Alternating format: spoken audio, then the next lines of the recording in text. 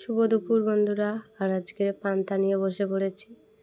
আর আজকে দুপুরবেলার মেনু হচ্ছে পান্তা আর আলু ভাতে।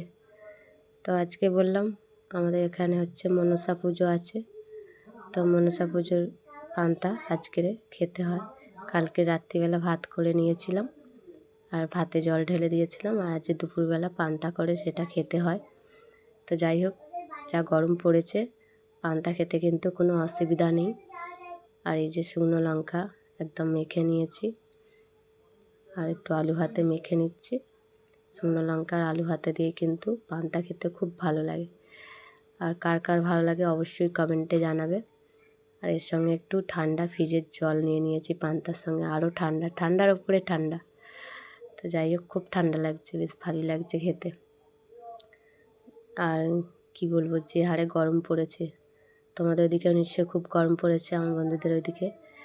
তো অবশ্যই কমেন্টে জানিও কতটা গরম পড়েছে আর কেমন লাগলো, অবশ্যই কমেন্টে বলো। আর তোমরা কে কী রান্না করলে অবশ্যই কমেন্টে